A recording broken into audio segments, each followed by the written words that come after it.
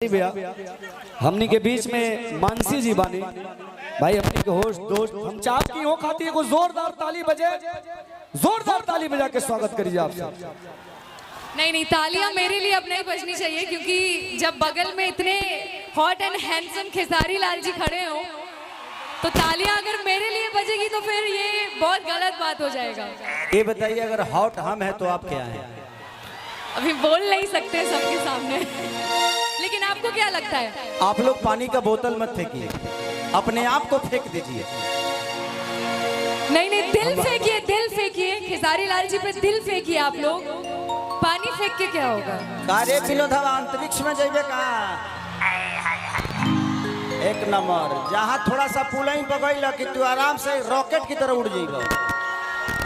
का कहल जा मैंने तहरा दोसर अरे हिला के गिराइबे का बाबू, हिलाओ मत न तो गिर जाई जन लगे बैठल। हम जब भी बलिया के धरती पे आते हैं तो मेरा गांव तो बगले में है, तो मुझे कभी ये महसूस आप लोगों ने नहीं होने दिया कि खेसारी आपके घर का बेटा नहीं है।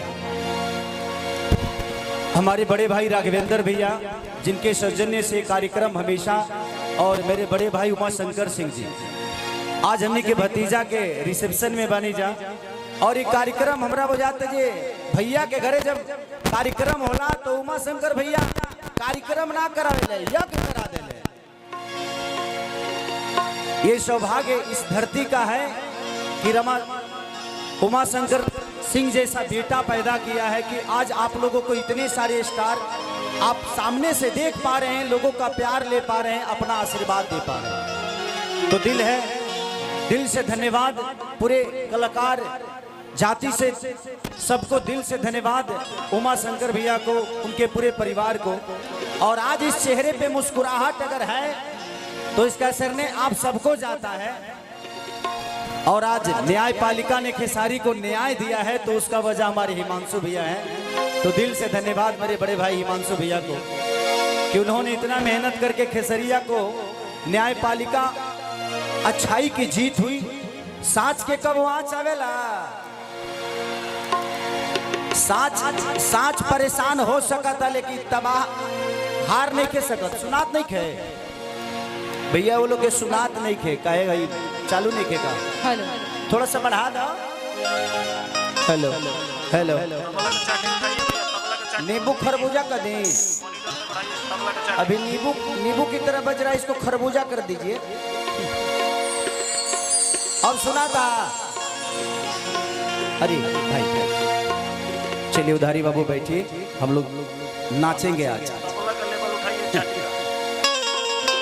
चलिए जितना लोग भी आइल बा बलिया के धरती आज रसड़ा में, ये दूसरी बार हम कार्यक्रम करतनी। एक बार 351 बहन सन के शादी रहे हो में हम और रवि किशन जी आई रहनी जा, और इतना भीड़ की कोनो ऐसा जगह बाकी ना रहे। और आज वही सैलाब फिर से भैया के दरवाजा पर, और भैया के प्यार करे वाला दिल से प्रणाम है उमा शंकर भैया को।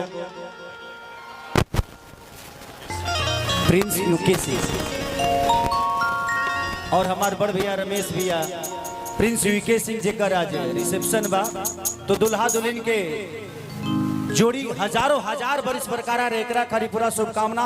अचाहन के एगो जोरदार तनी ताली बजा के आशीर्वाद दे दिलो दुल्हा दुल्हन के। अच्छा, दुल्हा दुल्हन के एंट्री होके वाला बा, तो थोड़ा सा आप लोग थोड़ा सा साइड दे दीजिएगा ताकि दुल्हा दुल्हन को आने में कोई प्रॉब्लम नहीं हो, क्योंकि आज उसी दुल्हा दुल्हन की वजह से खेसरिया जी हिलावे वाला बा। और मेरे साथ बहुत सारे कलाकार आए हैं। हाँ, काजल रघवानी जी आई हैं, अक्षरा सिंह जी आई हैं, सपना चौहान जी आई हैं। भैया ये संभव नहीं है, हमें लोग बैठे के कह भी लोग खड़ा करे वाला लोग हैं। अब बताई हो करे के कहीं कि तू बैठा तो कह के मुड़िए पर बैठ जाई है ना, हो तू जहाँ बाड़ा ध के धैले रही बाबू, तनी मुनी जे चुक भइल ना तते रॉकेट खानी चंद्रयान पर चल जाइबे। तो ध्यान दियो आराम से, अब ओकरा ऊपर मत जा ना तो डायरेक्ट ऊपर निकल जीबो। उन्हें कोनो रास्ता नहीं खे। दिखाओ बाबू।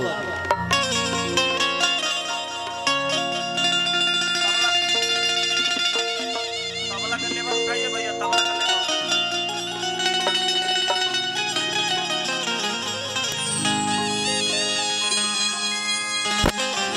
I love you। हो हो हो हो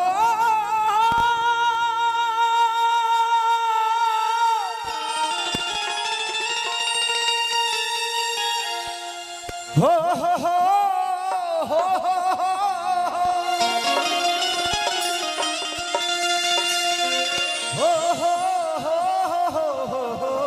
हो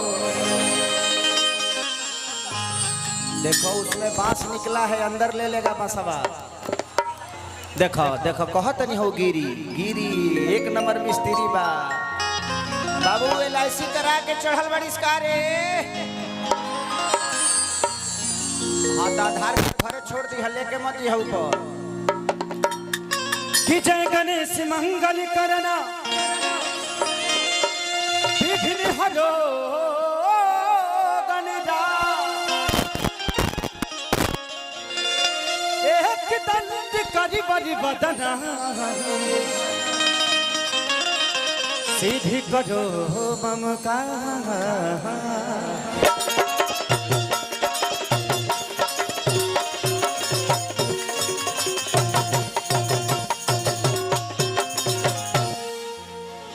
माँ के ज्योति से नूर मिलता है,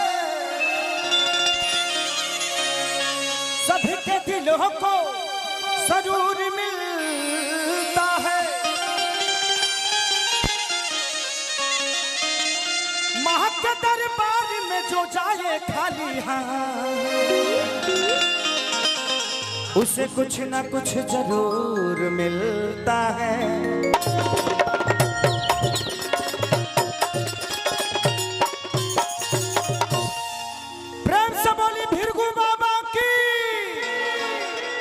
वीरों की धरती जवानों का देश बागी बलिया उत्तर प्रदेश।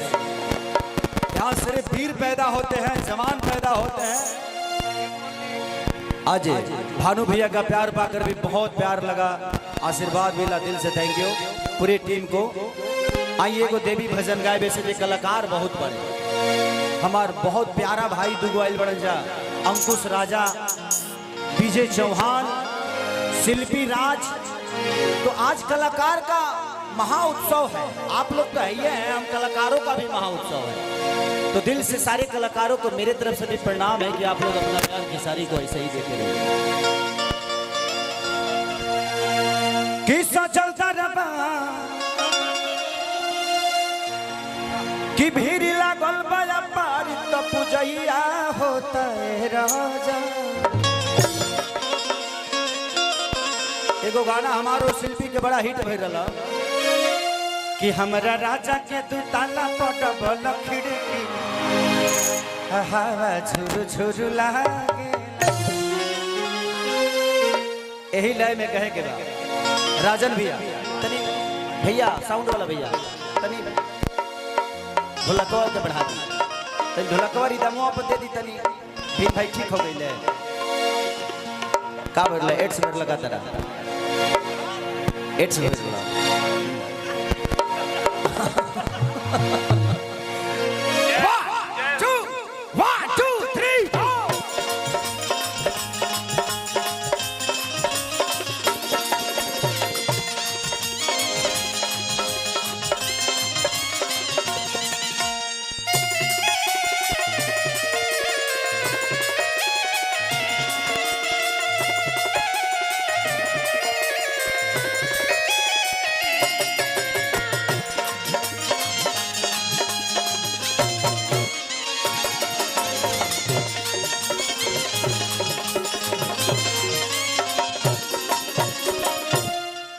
समस्या है।